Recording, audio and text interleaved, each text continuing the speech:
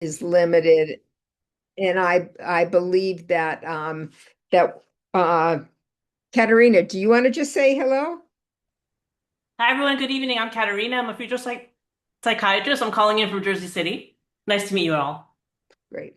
So I'm going to start us off in a conversation that we rarely have, and it's a conversation to kind of balance what we all experience. And for those of you who don't know me, I'm Robin Cooper. I'm the president of Climate Psychiatry Alliance, but I think I basically am known to almost all of you. And I want to thank Zoe Dolinsky, who is here tonight. She is going to be taking over as our new membership development coordinator. So you'll be hearing for her going forward. And glad she's here. And Liz McLaughlin, who is also on the steering committee of Climate Psychiatry Alliance.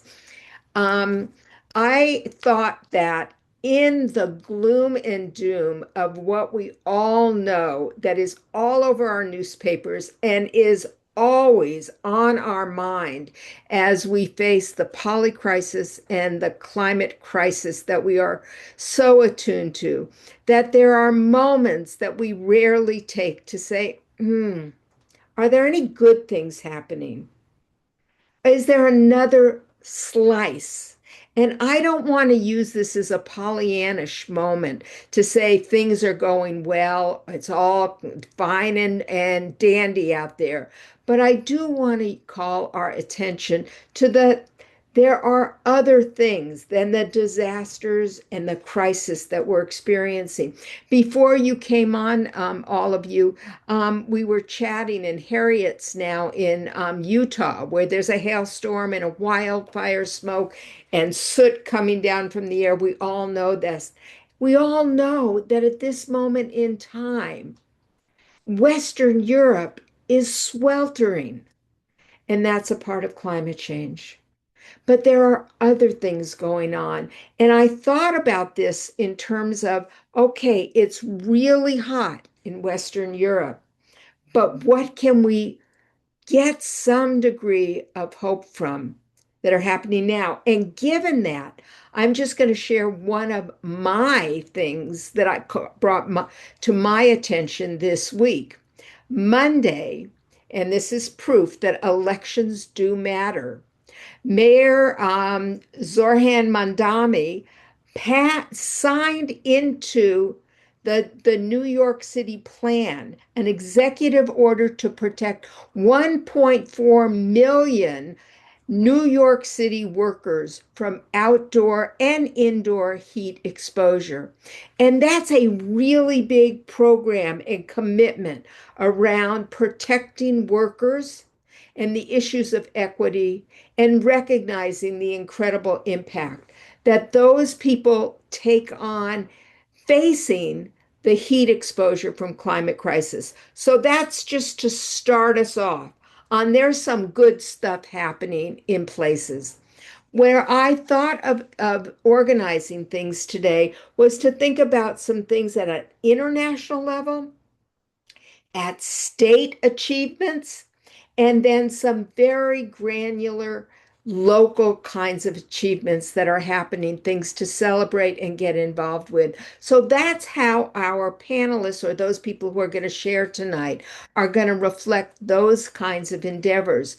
And I'm going to ask each of them to introduce themselves, but starting out with that big international view is Julianna Gapish. Did I get it right? You mixed the vernacular with what I was actually trying to describe. Gwiszcz. So yeah, like capiche Gavish, with a V. Yes. Gavish. My horrors, my apologies. Um, Juliana was a remarkable contributor and was able to attend the Columbia International meetings of the Conference of the Willing, and you can say what that is. Regrettably, the elections in Colombia just recently have not followed through as we would have wanted them to, but that doesn't mean this effort that you were participating in is stymied at all. And I Mm. So I'm going to give you about 15 minutes or so, and then we'll go to All right. state, and then we'll go to local. And anyone who has good stuff to share, I want to hear from you later. Okay, well, thank you so much, Robin. And please let me know if I'm running over. I'm not going to pay attention to the time too much, but I'll trust you to do that for me. My name is Dr. Julianna Gwiszcz. I'm the Associate Director of the Institute for Sustainable Earth at George Mason University, which is based in Northern Virginia, for those who aren't aware or never heard of us. Most haven't, unless you are doing some of the work with one of our wonderful centers or institute or faculty. I'm also a part of the Center for Climate Change Communication, which a lot of you would likely have heard of. That's one of the ways that George Mason has been put on the global map. And I think some of the resources that have been produced out of our center has gotten its way around many of these networks, including Climate Psychiatry Alliance at different points. I work really closely with the team, and they're fantastic. And their Medical Society Consortium on Climate and Health, which CPA is a member of, and I'm also a personal member of, and work really closely with the team there. And I'm sure you've heard about some of the different events that we've had. We've had representatives from CPA, including Robin, last just the spring when we had our Planet, Our Health annual convention. And we always welcome more and more of you to engage with that Society Consortium. Doing incredible work. And they were actually quite helpful in terms of some of the resources that were pulled together in advance of this first conference on transition away from fossil fuels. I'm also a part of the different climate mental health related networks and organizations, including Climate Psychology Alliance of North America, Climate Psychiatry Alliance, and this new Climate Care Collaborative that's coming onto the scene to help bring these different entities together more effectively. And of course, Climate Junction, which is a project of Climate Psychiatry Alliance. So lots of irons in the fire, doing a lot of work in this broader climate and health space. I'm deeply embedded in that through my own work within the university and these external partnerships, which is a large part of what I do in my job at George Mason. But I also am very much a scholar and practitioner. I've always been, and I would say also activist on the advocacy side. So I've been very engaged in the space throughout my career. And one of the reasons why I attended this conference, what I was determined to go, but part of my history in doing the work in international sustainable development and climate change and human rights was actually in working on just energy transitions previously in my role at Arizona State University, where I was based before coming to George Mason. I had actually done a lot of work in the energy space. And my role was always coming from the lens of justice and largely bringing that health perspective to the table, which it was remarkably always absent. And this is something that we saw and were frustrated by in coming into this space where this global conference, the first of its kind, in Santa Marta, Colombia, just this past April 2026, when it originally was formed, had no mention or no plans at all to really have health on the table in any discussions in any like formal formats. But my fabulous colleague, Dr. Ed Maybach, who is the founding director of the Center for Climate Change Communication and a public health professional himself, he was originally brought into the academic conference portion of this and saw that at least in that space where he did have a little bit of influence because he was on the original steering or not steering committee, but working group that was formed to start thinking about what this conference would look like and how they would organize the kinds of inputs that would go to the different high-level officials from governments represented all around the world, essentially, that were being invited, as Robin talked about, as sort of this coalition of the willing. So only entities, only governments, only organizations and academics who were committed to essentially helping to be a part of the solution and figuring out what are the different pathways forward for facilitating just transitions around the world. And so the coalition of the willing was essentially, you were committed to this. They're not looking for negotiations. This is not a COP process. It's complementary to it. It's not meant to be sort of how do we, argue over what exactly, whether or not the fossil fuel transition or away from fossil fuels is essentially needed. It was an agreement that we already know this is. It's absolutely critical to climate action and to the well-being of future societies, including our current society. And what that looks like in practice is really what we want to be talking about. How do we get through that? But the fact that health was not really getting a centerpiece of this was a really big missing opportunity. And that was something that we were at least able to bring to the academic segment of the conference series. So as this is structured, for those who aren't familiar, It essentially had different stakeholder chapters or stakeholder groups that self-organized most of the pre-conference activities. And like I say, pre-conference, the kind of high-level segment was essentially the main convening where the different officials and representatives from all of the stakeholder groups had, similar to like the COPs, the Conference of Parties for Climate Change, they have essentially delegations that are, have different observer status or speaking intervention status. And so we had representatives from our academic community at the academic conference that were able to be a part of that in more of an observer status, and to also some that spoke on our behalf with the interventions. But for the most part, that was for more of like the ministry representatives and stakeholder high-level representatives. But our part was each of the stakeholder groups had essentially been charged with contributing some kind of influence in terms of the kinds of knowledge base that they can bring to the table. So creating report or inputs that would be considered, or at least we were told they would be considered by those participating in the high-level conference throughout. In advance, we had to submit these, and then we contributed sort of a final output from our conference just in advance of the high-level convening. And then they had time to convene after that and think through essentially what their final report would look like. And that actually just came out days ago. And I'll post in the chat after I'm done talking some of these links that I'm going to be referring to. But they had preliminary findings and outputs in this high-level segment, and we were disappointed to see that health was actually absent from those initial preliminary outputs. We did see in the final report, and I have not had time to really dive into it more deeply, so I don't want to comment too much on it, but it's still very much on the weak side. There's very little mention of health as at least a key pillar of what's necessary in terms of how to structure and design these transitions and the different factors that need to be taken into account.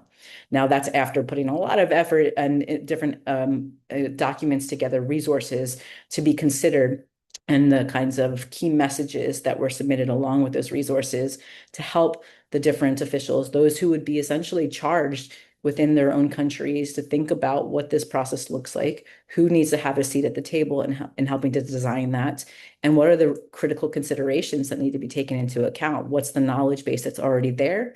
What do we know about the health impacts of fossil fuels? That's what we were trying to highlight, is the need to account for those health impacts, and then also leverage the real opportunities of the health benefits and the economic benefits that are tied to the transition away from fossil fuels. What does it look like when you shift to clean energy, and how does it actually have remarkable positive impacts that are both felt in more of the immediate sense and very much the localized sense, and then more in the long term, the obvious long-term benefits that will come down the road. And so we put together materials for that. We made a case for why this needed to be at the centerpiece of thinking about the transition. And then we started, coming the different health professionals and academics in this space that were organized together and met in Santa Marta. We started to think about what were some strategic initiatives that we can use to leverage the momentum behind this and move things forward. And so some of the things that we have started to explore and develop out in terms of ideas have been this national dialogues opportunity, and encouraging that was part of our outputs. Our recommendations to the governments is to consider hosting national dialogues on essentially a way to create a container to talk about and identify what is the existing knowledge around those health impacts from fossil fuels in their own countries, and start to see, explore what are those opportunities in terms of the benefits and both the health and economic. And so these national dialogues would be a model that we would help co-design and create resources to guide them in how to facilitate that in their own context, country contexts, and to support them in that process. And so we've already been having conversations that started in Santa Marta with some of the different representatives in those high-level segments to consider what would it look like if you were to take on this opportunity, and really to build out the kind of stakeholder input and collaborations with health professionals in particular, making sure that they were part of those dialogue processes, and how can we support them and begin identify what those critical contributors would be, what those processes might look like, and essentially understand the current landscape of what they have in terms of their knowledge base. What's the data that they already have in terms of accounting for those different impacts and benefits. And so that's been a core part of some of the work we've been doing following this, but also thinking about what comes into these next stages and looking ahead at the real opportunities, since we did not see sort of the impact that we had hoped to have at the stage at this initial conference. And I should say that this was the beginning of a process that was going to be more long term. They had always stated that Santa Marta was essentially the starting point for this, but it was meant to set the stage for really convening the right types of stakeholders who are ready and willing to push these transition processes forward and to come together So, to, Juliana, yeah, you've mentioned that health was a side topic. It yeah, always is, and even mental yeah, health is less so. In the few minutes that you have left, could you comment on what role yeah, and the power and whether this new international coming together yeah, of of of stakeholders has some leverage in terms of that transition off of fossil yeah, fuels, which is the core focus of this international gathering. Do yeah, you think that where will that power base be, yeah. and how will that be driven forward?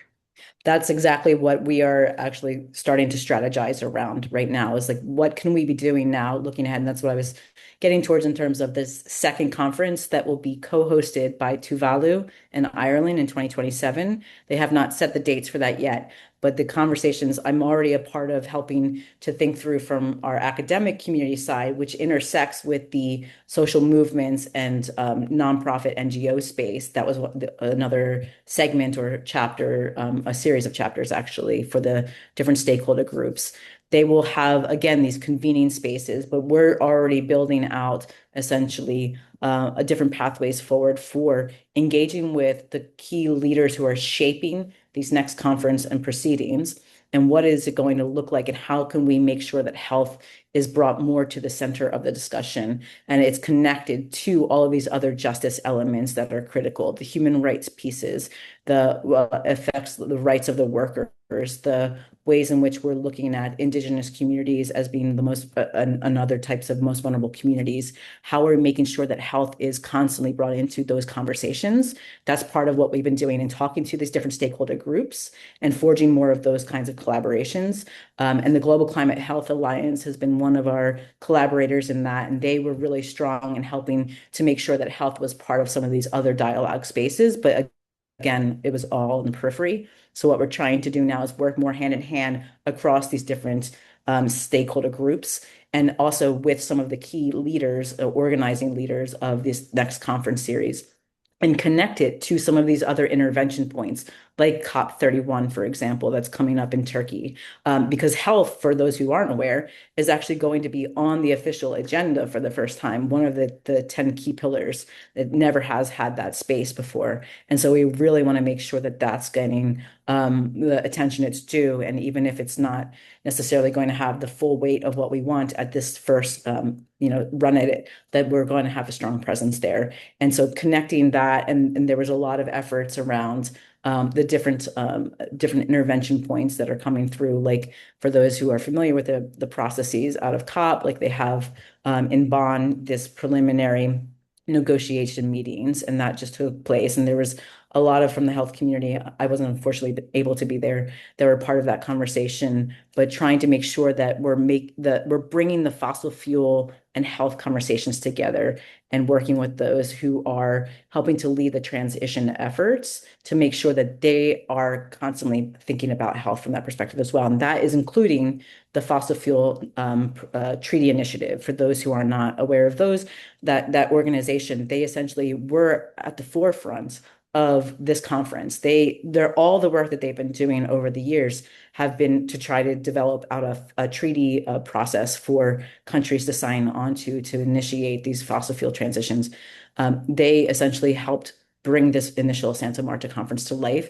And we just got word that there's a strong focus that they want to bring health to the center of the kind of work that they're doing. So we're trying to have conversations with them to make sure that we're able to support them in that process. So that's one of those critical partners that I would say is essential because they're in all of these spaces. And the health professionals, we want to make sure that we provide sort of that access point, the gateway for engaging in those kind of discussions. And that's a lot of the work that we're trying to do is to build those different entry points so that we can start to connect our networks like CPA, like our Medical Society Consortium on Climate and Health, like the Climate Psychology Alliance of North America, to these different intervention points and make sure that we are getting the health experts to the table and be a part of essentially these transition decision-making processes, making sure that the knowledge base and the real impacts that are happening to your patients, to your colleagues, to your communities are not being, lost and are essentially the stories that are essentially sticking with those who are making those decisions on the ground. So So it is very clear that what is happening in this new realm of international activism and bringing nations and group and non-governmental agencies together is a really big topic. mhm. No justice done to in this very short lightning talk. Um, I was very excited about this happening because I was hopeful, and I do hope that this convening of the willing will give some teeth to what has become more stagnant at COP. And I want to thank you for giving us just a taste of it and where health fits in regards to the activities here, and open up our thinking and awareness of what's happening in international collaborations beyond COP. This, My pleasure. I'm hoping we can continue to have deeper conversations, and I'm going to move it to some successes at the state level to Harriet Shugarman. Thanks, Robin, and thanks everyone for being here in the evening. And it's a pleasure to be in a room of all of you. And my background, I am an economist, I am a professor, I am a communicator, a movement builder. I am the founder of an organization called Climate Mama, which was the first climate parent organization back in 2009. I work with Robin and Julianna on Climate Junction. I began that with Ecocyclopedia. I am the advisory chair for a global parent organization called Our Kids Climate, and on numerous boards on social justice and climate communications. And I am here to share the story of one of the organizations that I am proudly have been a member of since 2018 with Emily, who founded it, which is called the Climate Resilience Education Task Force in New York State. And we, on March 10th, successfully I think we're the impetus, and you'll see I'm going to share some slides, and there's a long story. It doesn't go in a straight line, but it comes all together, and we have created a change in the education law that will require climate education to be taught K through 12, cross-curricular, beginning in 2027. Yay. That was a huge accomplishment, and it is something to celebrate. Thank you, Robin, for letting me share that. I want to first, though, before I pull up the slides, give you a little bit of background broadly about climate change education. And as mental health professionals, because that's who is in the room, I want you to give some thought to how, as we bring online curriculum, lesson plans, on climate in every subject area, in phys ed, in art, in health, in social studies, and as young people, as early childhood education, 5 and 6 year olds, up to high schoolers, the realities of the climate crisis, and again, this is all going to be taught age appropriately. It's scary, right? But it's happening. As Robin started, I have dear friends in London, their kids are out of school. It's too hot. There's no air conditioning. Kids get it. They're feeling it, and they need to understand it, and they need help there, and their teachers need help, and we need to have the mental health field as part of this process. So, and I want to share with you too, it's not just New York. So across the US, there are states that are beginning to design and develop cross-curricular K through 12 climate education mandates. Now we got to put that in quotations, because New Jersey actually is the only state, and I know we have someone in the room that's in New Jersey, Katerina, and it's the only state that has effectively put this into place already. So it's required. It's already been in play for a couple of years, and we could talk more about that with questions that you might have. But know that also in Colorado, in Connecticut, in California, in Hawaii, in Illinois, in Maryland, in Maine, in Oregon, and in Washington, they have some sort of climate change requirements. And that as of March of this year, and I'm not sure where they're at now, Massachusetts, Minnesota, Vermont, and Virginia all had climate change bills in either their assembly or their Senate or both.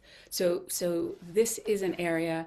There is a recognition that things have to happen, and we need states like New York to be able to come in and show that New York can do that. We have, a city with New York City itself with one of the biggest school districts in the country.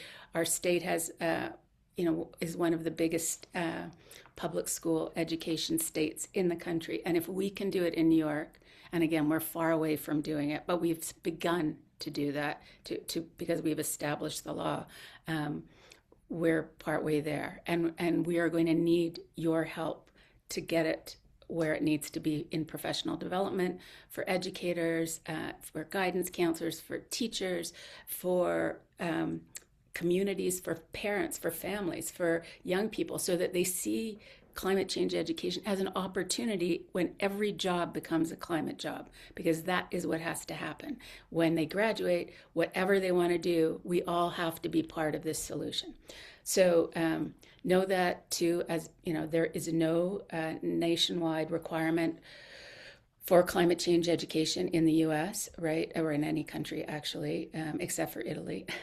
But the closest we have is something called the Next Generation Science Standards, which were adopted in 2013 in the US. And that was in science, but it was the first time that climate change was woven into that process. And but it was really meant for earth science and space science, and it was for high school and middle school, and so even left out, elementary and early childhood. So, and that was, again, just recognition that somehow this has to be brought in. The need, the demand, the want is there. There's an often quoted Columbia University Teachers College 2019 survey that found that 77% of Americans thought it was important that both elementary and secondary school students learn about climate change. There's many of these surveys. In 23, there was a heat map poll that found 3/4 of Americans believed that actually the government should encourage schools to incorporate climate change into the curriculum.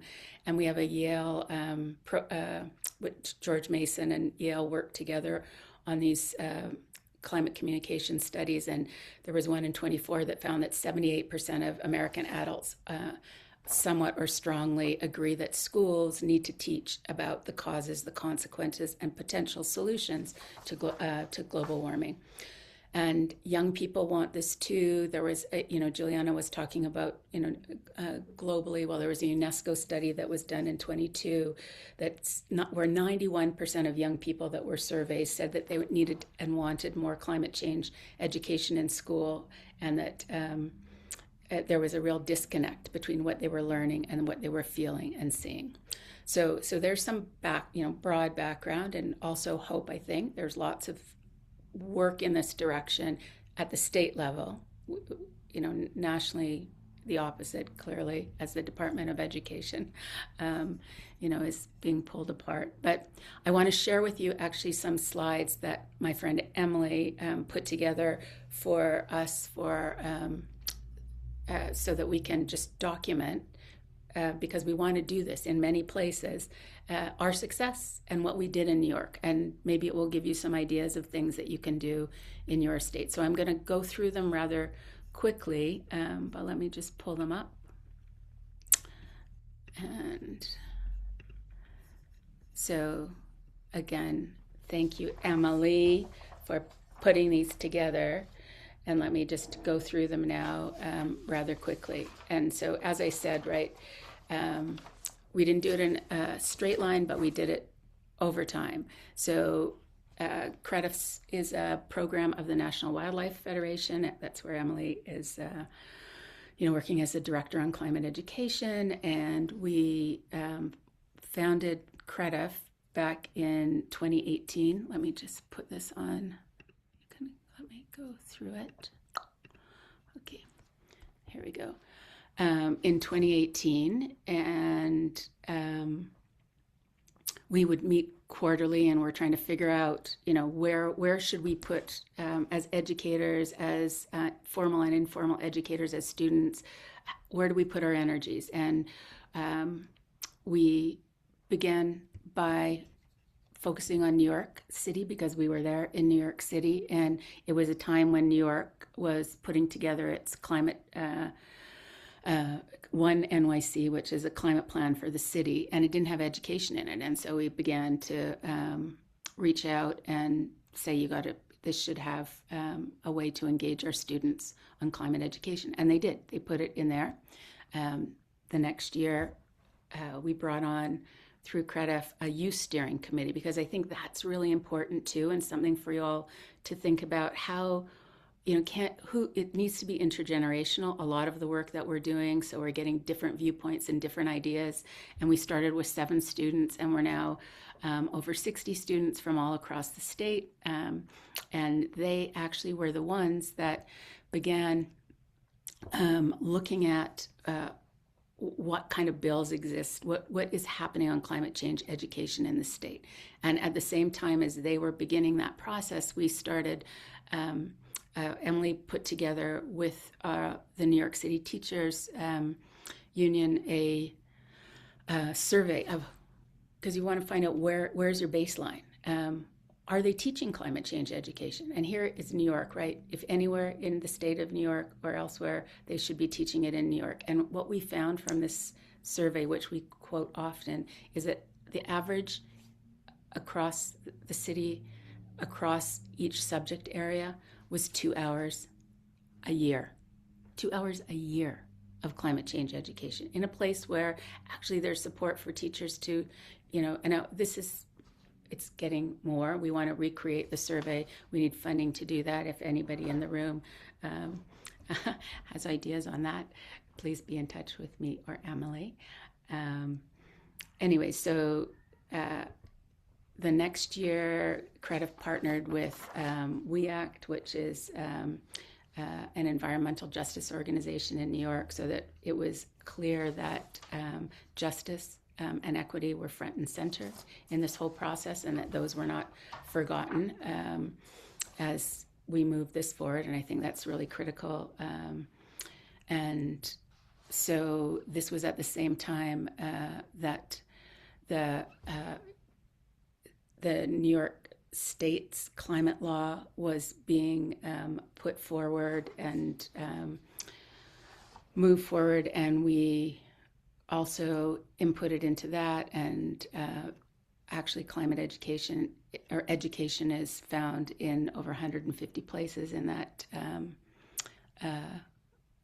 state bill, although now we're backtracking on, not bill, it's a plan for the state. But again, that came in because of this pressure and work. So we were moving forward with this. Again, I'm going to go through these rather quickly, but at the same time as we were deciding that we were going to move forward with actually a bill in the state legislature, we also had our students, they were reaching out to, in New York, we have this really strange way that the Board of Education is governed. It's by something called the regents. And so our students started reaching out to the regents. And there aren't that many of them, and they are the ones that actually effectively can change the education law. And they were, which we didn't even realize at the time, but we're beginning to not only be heard, but in their hearts of the regents too, by these young people telling their climate stories as well. This helped us come up with our own platform, and you can find this on the CREDF website, which just informed the direction of where we were going. We started a lobby campaign. We had 2 sponsors in the Senate and the Assembly, both actually from Brooklyn, but there was now a bill to move this forward. We had hundreds of meetings online and in person with legislators in 24. These are some of the kids, some of the people that came to Albany from all across the state. We got a lot of media and media hits over that period. So it was, again, making people think outside of where they're normally thinking. You know, a lot of people think climate change is taught in schools, or kids are learning something about this, and they aren't. I shared this about the survey. You know, we were not successful with getting that bill through. And in the initial bill, we asked for $20 million, which we thought was actually a drop in the bucket given how many students we've had. You'll see that has come down a lot because many of these climate mandates, as I had said in the beginning, are underfunded or actually aren't funded.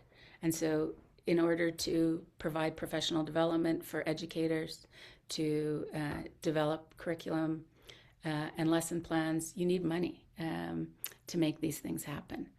So our bill was shut down. We partnered with the New York State Department of Education, so working with them, and at this point realizing, you know, we've got to do it that way. What do they want? What do they need? All they wanted was 2 positions. They were asking for $500,000, $560,000.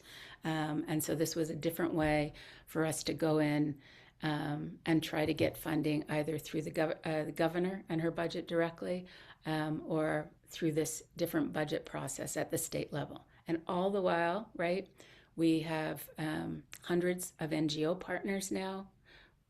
We have youth all across the state. We have educators asking for this to happen, and we're getting media attention. So guess what? Actually, we can see now that the Department of Education came out and saying that there would be a requirement for instruction in climate education beginning in this year. Okay, that was hopeful for us in 24, and that there would be, you know, we were being heard. So for us, it was a positive sign. Things were moving. Of course, it doesn't move as quickly as you can see as we wanted it to, but positive things were happening. We went back in 25 and lobbied again, just to move this forward, and asking for the funding for this Article 7 bill, for this $560,000, this appropriation request from the New York State Education Department. We weren't getting there. We organized, right? Many different things. You can see Emily and I in the background in the pictures, but these are kids front and center in front of something that's called the climate clock. I don't know if you've ever seen that in different places, but it's a countdown clock. The people that work on that are wonderful as well. And yeah, our students were out there. This was with Fridays for Future, New York City, and some of our youth just saying, hey, time is ticking by and we need climate education funded now. So our students weren't seeing it happen. So with the Emily and with the advisor and the youth steering committee, the kids went out themselves and developed curriculum or developed lesson plans and started teaching in public schools around the city themselves. I mean, with support of CREDF and others. And that was really exciting. They went to 40 different public schools in New York City, working with teachers doing this. So good things are happening. Finally, in 2025, the regent said this is going to happen. And November, they announced it. There was a 60-day comment period. Most of the comments, as far as we know, in fact, all the comments were positive. And then they just changed the law. And No, they didn't change the law. they wrote the law, and it was What you have shown us is that creating these laws is a lot of work and a lot of organizing and coming together with many groups. exactly, Robin. Yes, they didn't change the law. They did it because they were moved and they wanted to, and they needed that support as well. But we still don't have the money. So, we are, there is funding.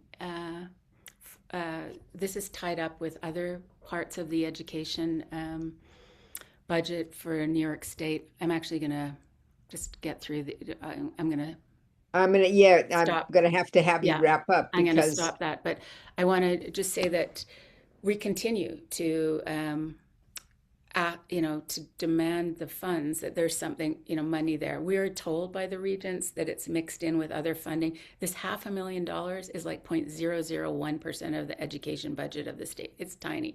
There's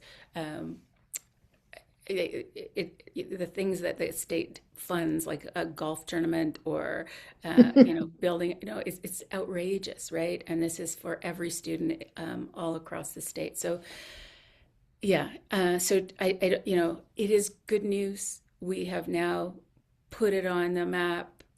It's meant to happen. It will happen haphazardly, unfortunately, until we can actually get it going. But so it's excited so many people in the state. There are many different groups working together now to roll it out, to see how it will roll out. So I don't want to pretend that it's all rosy, and there's lots of work still to do. And you can see so much work and years of work went into this with many, many people. And yay, yay, we can do this. We can yay do it. for you. Yeah, And what I'm going to move us along because I know Debra has some things to say. Yeah. And one of the things I'm learning is these are much larger conversations than we should be having in lightning talks. And what you have also shown, which Julianna did, is successes are part and they still need to be built on, and you'll have more work to do. Fortunately, your leadership will be important here. Thank you for sharing this good news. Yay, I'm so happy to share it. And I want to shout out Emily. Emily, thank you so much too, because she was the driver in all of this. So yay. Great, great. Debra, you want to bring us to the neighborhood level? Yeah. So I don't have the stories about the inception of this. This is kind of a program so I'll talk a little bit about can everybody see the slide though? Yeah. So I'm going to move through why a lightning talk, what is Cool Block, preliminary outcomes, take-home points for psychiatrists or other mental health professionals. So this talk came about because Robin and I were at Climate Week SF, and we were talking about climate crisis, of course, eco-anxiety, and I mentioned Cool Block as a positive thing that was happening. And you were like, well, why don't you talk about it at the lightning talk? So that is the inception, but I didn't do a ton of work the way everybody else did. I just happened to know about this program, and I thought it would be interesting to hear about it. So what is Cool Block? So It is, as you said, it's at the local neighborhood level. It is a block based, and of course, not everybody lives on a block. So, but it's also been used in apartments. It's been used in universities. But it was conceptualized as a block based neighbor to neighbor nonprofit program to increase environmental awareness. Teams of 5 to 10 neighbors, you can see this, have a leader. They have 9 meetings over 5 months, each on a specific actionable topic. I'll give you some ideas about what they talk about, but the focus is on community building, crisis resilience, carbon neutrality, and it's deliberately intended to improve resilience via these local intentional community buildings with the idea that most people don't know their neighbors, and would like to. And so it focuses on emergency preparation, energy efficiency, neighbor support, and building social capital. So here, let me get, so this is just an example of if you go to the Cool Block website, they give these little stories about Cool Block members. So one of the Cool Block members, Jack, gives this talk saying, well, water that's far away can't be put out. Water that's far away can't put out the fire nearby, making the point that you need local help. It doesn't matter what the resources are, maybe at a national level. If they're far from you, they're not going to be useful. So the first picture right here is showing what happens. How does cool block happen? Well, basically, a cool block leader goes knocking on the doors and basically says, "Hi, like I'm Jack. I live over in 302 or something on the street." And they point because you're only going to your block.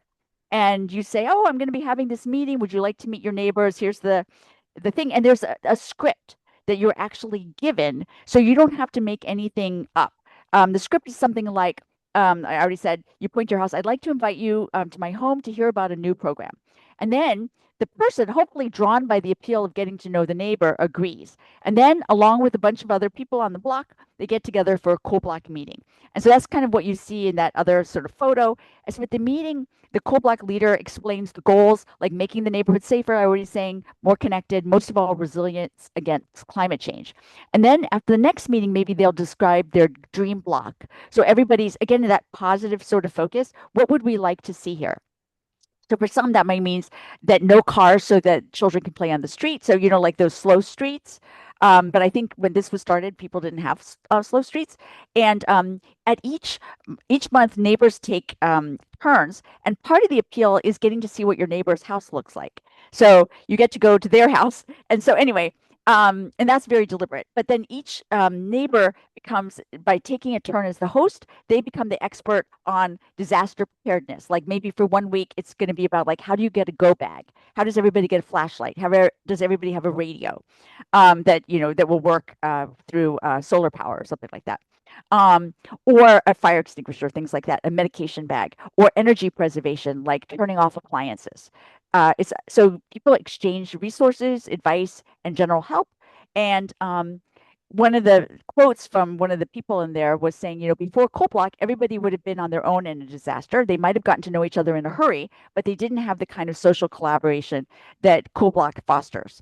So when and not if the major bad thing happens or major bad things happen, this is all going to be about neighbors helping neighbors. Cool Block feels like a family, a close-knit family. So that's what this is. Oh, so yeah, we did this already. So here's an example from the web page that they give you where this is disaster resilient households. Third week, preparing for fire, and then you can check off that you did it, preparing for your medical needs, planning for special needs, having emergency plans and supplies for your animals, preparing mentally for an emergency, sheltering in place. So you can see it's just very practical. Why does it work? Because of neighborliness and social cohesion, people's goals, shared goals for safer, more resilient neighborhoods, and conserving resources for our children. And I think what happens is people get to know each other, and then the thing happens, and people are ready. There's not much research on actually the results. They did do a pilot program where in Palo Alto, which is one of the 8 cities in California that has a coal block program, and they found they did it across 95 households across 25 blocks. They found that on average, each household had reduced their carbon. Again, not saying that this is the biggest way of changing things, but they reduced their carbon use. They half the people when approached on the block agreed, so that's pretty good. And then that people continued to stay neighborly, but they didn't have a control group. And then I just put together some take-home points that, resilience, which we're trying to build here, is the ability to maintain or regain health despite experiencing adversity. Um, a key component is access to resources and the capacity to use the resources. So that adaptive capacity, strengthening individual adaptive capacity is important. What we do as mental health professionals in our formal methods like therapy and medications and inpatient hospitalization, but it really isn't the most effective adaptation measures are going to be collective action. And so this is, sort of local community level action. Or neighborhood level, basically saying again, social ties, community cohesion are essential resources for health, and enhanced social cohesion in and of itself is a protective factor when we have disasters and can be healing post disasters, and that the recovery from climate related extreme weather events will be determined by efforts that promote resilience, like building social capital, connecting, supporting neighbors with families with young children, identifying the vulnerable neighbors, promoting citizen engagement and greener behaviors. And most of the towns like Palo Alto and others that have done this have, buy-in from the city government.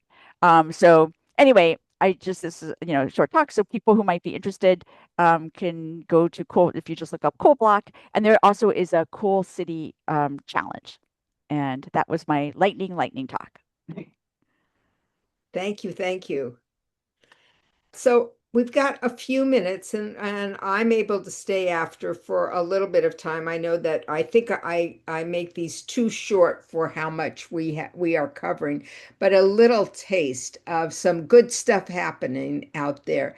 Are there questions? Are there thoughts? There was one particularly to Harriet about where obstacles in the process occurred, but others, you're welcome to just turn on your mic, speak up in the last few minutes that we have.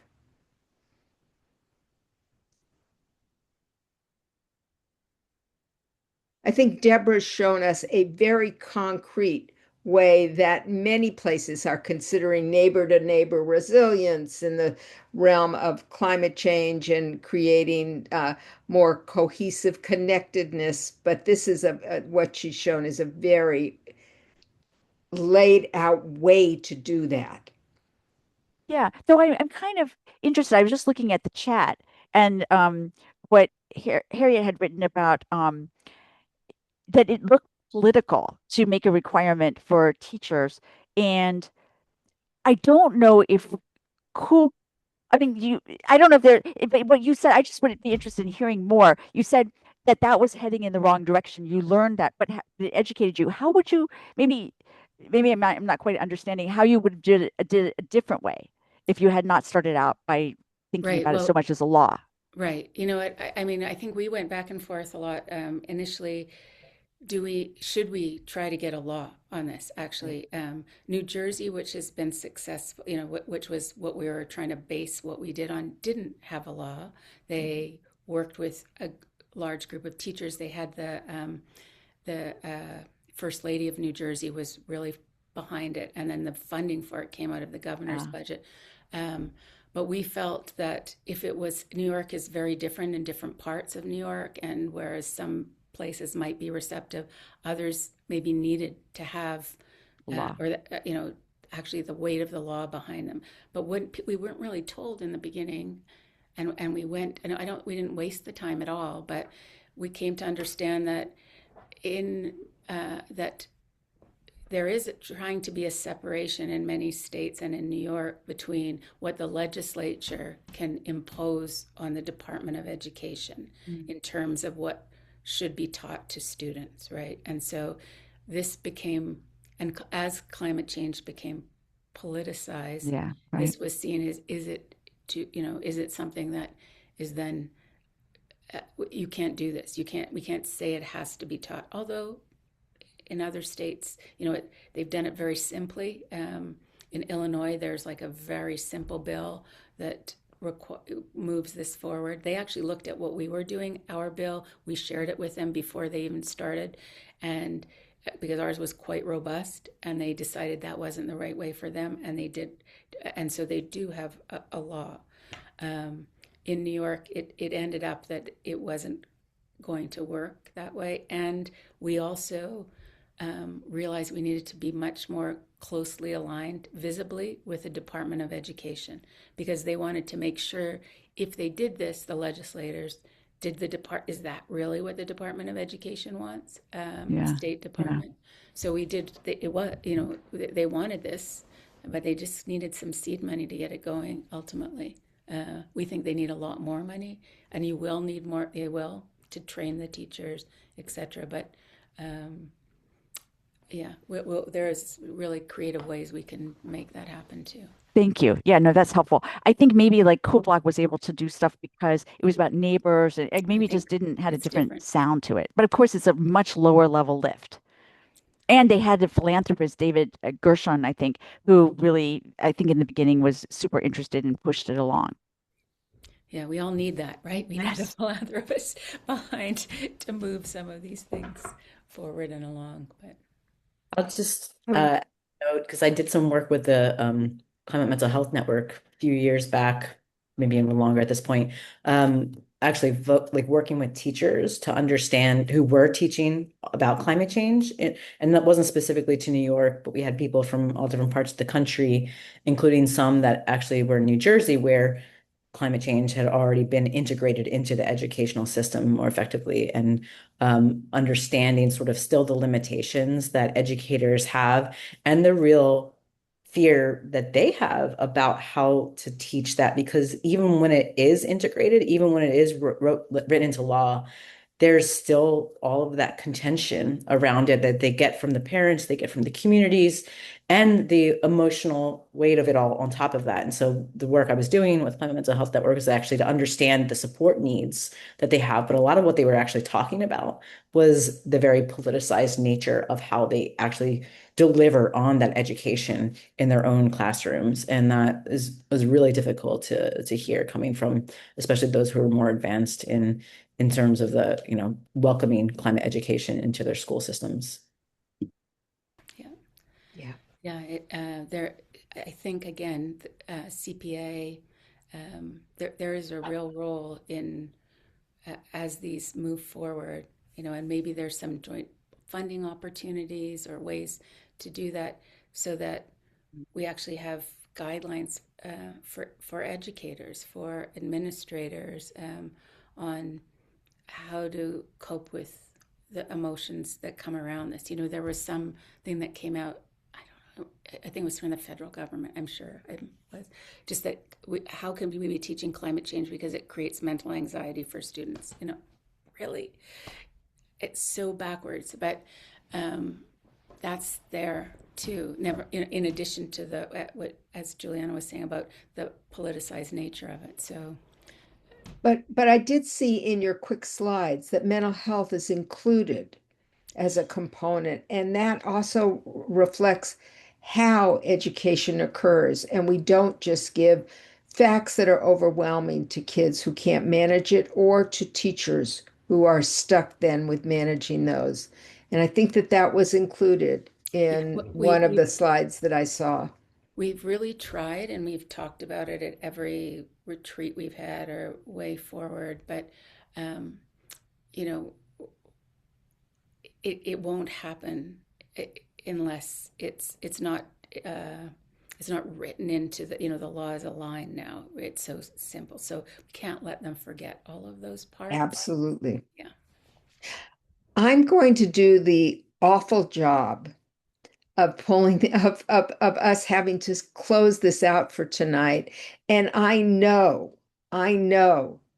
that whatever has been touched on as a lightning talk does a disservice to every single one of the things that we've talked about tonight.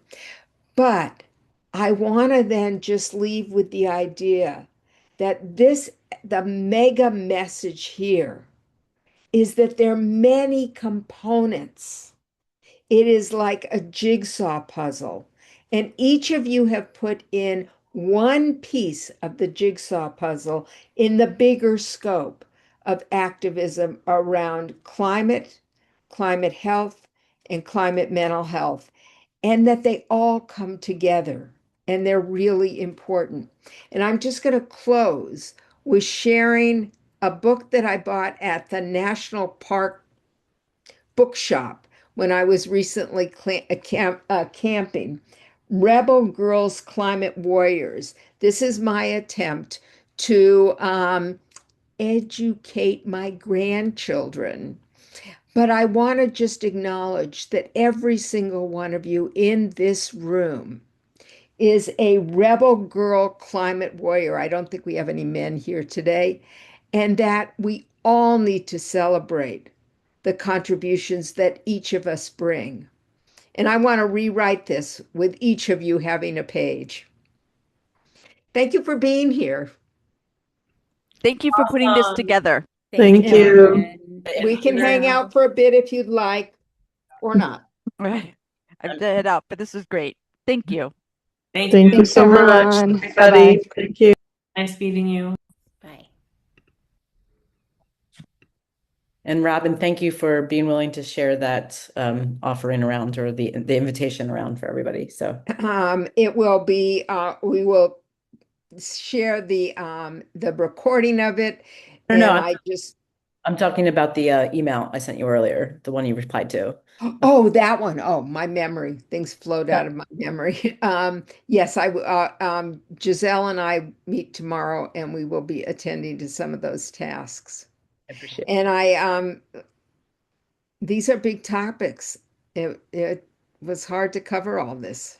Yeah, yeah. But thank you for, at least letting us And get. thank you for bringing this I think that what's happening in this new exciting coalition internationally is less known.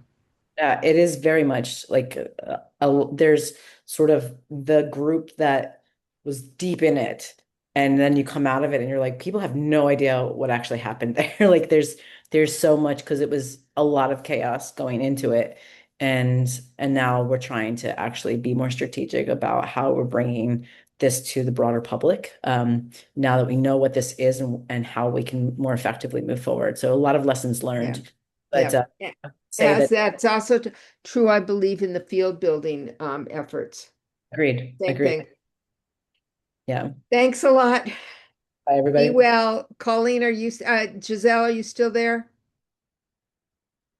You gonna call this to an end? Yep, I was just ending it. Okie dokie. Take Have a care. good See you night. tomorrow. Bye.